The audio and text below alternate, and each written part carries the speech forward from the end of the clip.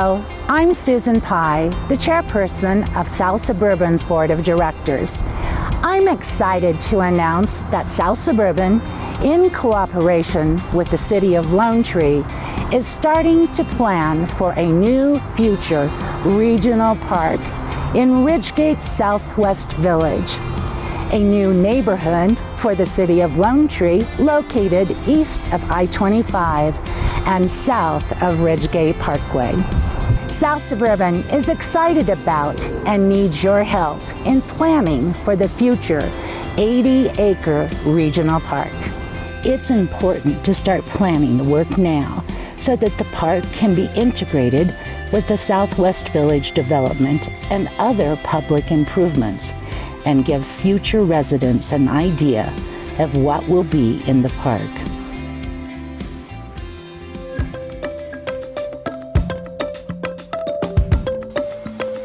Hi, my name is Mark Taylor, and I am a landscape architect and principal with the Architerra Group.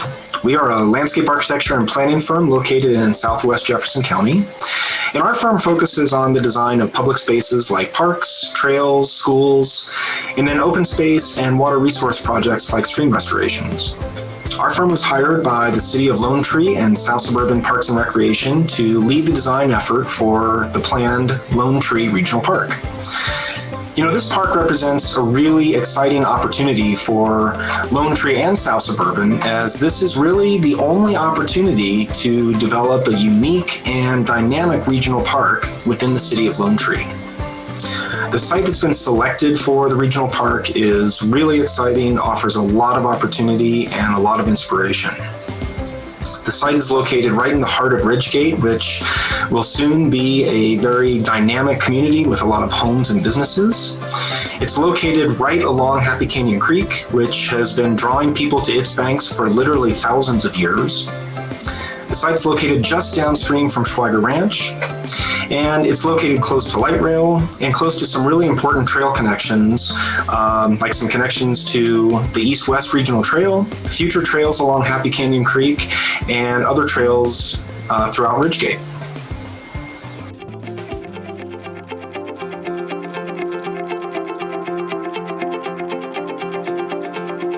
So as part of the work that we've done so far on the Lone Tree Regional Park, one of the things that we've developed is this conceptual park diagram. And I wanted to take a couple of minutes to talk about the purpose of this plan and to walk you through what we're showing here.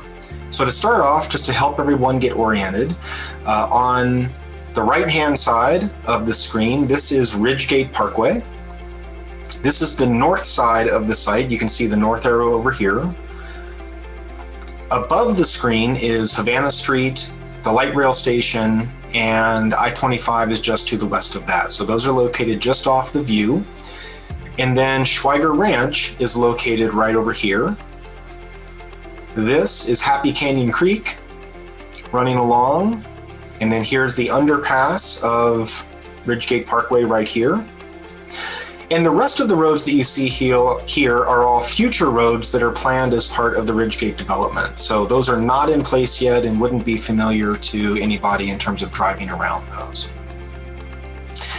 So first I want to talk about the purpose of this diagram. And what we're trying to do with this is to help everyone understand the kinds of things that can fit on this site and basically the overall size and scope of what this regional park could be. This is not intended to be a final design. In fact, I want to make a point of saying that we think it's really important to wait until we get feedback from the public through this process before we really work on developing that final design. But this is important to help both us and everyone else understand the kinds of things we can fit in the park. So for the purposes of this diagram, we've sort of used this future road called High Note Avenue as a separator between different kinds of uses in the park. So on this side, you can see we're showing more of an athletic complex. And on the south side of this road, we're showing some other more sort of civic park uses. So on this side, we're showing 5 multi-use fields. These are pretty sizable fields, 360 by 220 feet.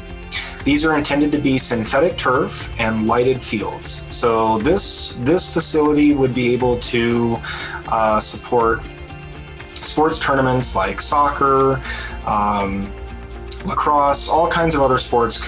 We could have tournaments at this kind of a facility. You can see we're showing a parking lot along here that is sized to accommodate the number of people who would use a facility like this. We're also showing, again, very conceptually, just some bubbles here that indicate that there's some room for other kinds of amenities that would support that use. So that could include restrooms, concessions, could be some small playgrounds, there could be shaded seating.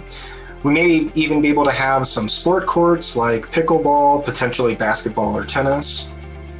And then you can also see that we're including some space to handle some of the requirements like water quality and detention that will be needed in the park. On the other side of the road, again, very conceptual, we're just showing some sort of bubbled areas.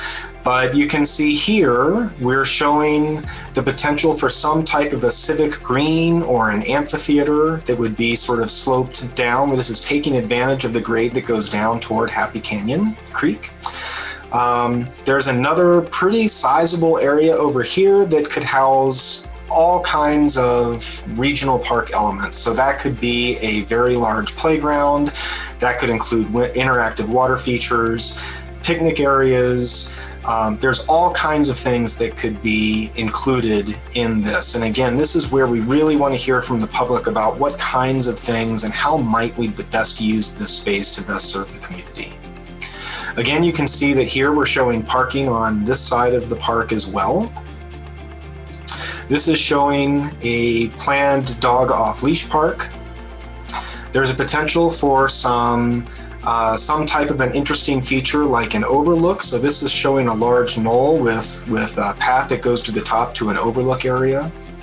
And again, Happy Canyon Creek runs right through a good portion of this park as well. So there's planned to be a trail that runs along Happy Canyon Creek, but maybe there's opportunities for some other recreational use along this channel as well. That could include maybe some walking paths, seating areas, or all kinds of things that we'd love to hear from the public, what kinds of thoughts you may have.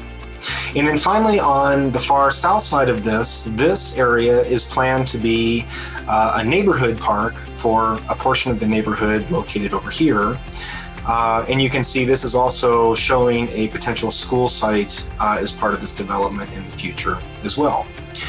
So again, none of this is meant to be final design at all, but we just want to help people understand the size of the elements that we may be able to fit. So if you think about a couple of large soccer fields and take that same area and place it over here, that gives you some idea of the size of what this great lawn might be, or how much room we may have for some of these other kind of features.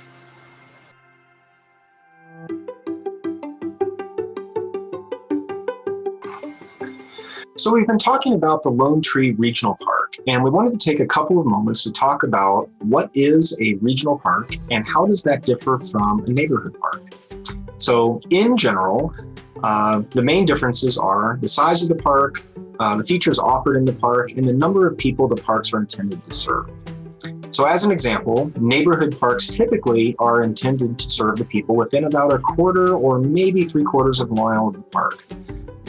People often walk to these parks, although sometimes people may drive. Neighborhood parks typically are about 5 to 10 acres, and they'll include features like playgrounds, play fields, maybe picnic areas. Some larger neighborhood parks may even have programmable sports fields included as well. So some good examples of neighborhood parks in the area that you may be familiar with are Centennial Ridge Park, Architerra Park, and Lonesome Pine Park. Regional parks, by contrast, are quite a bit larger, typically at least 50 acres. Regional parks are really meant to draw people from the entire community, often the surrounding communities, and sometimes even a larger area. So these parks, regional parks, really serve as a place for the entire community to come together and enjoy a wide range of activities. Regional parks often have a mix of active use areas and passive or natural areas. And they often have significant sports fields, larger playgrounds, and a variety of community gathering events and areas like picnic areas, amphitheaters, passive lawns. It's the kind of place you may be able to see a concert or go to a farmer's market, some of those kind of things. Some parks may even have unique elements like interactive water features, maybe ice skating, disc golf, mountain bike trails, or a whole host of other features. So some good examples of regional parks in the area that you may be familiar with are Fairgrounds Regional Park, Highlands Heritage Regional Park, Philip Miller Regional Park, and Clement Park.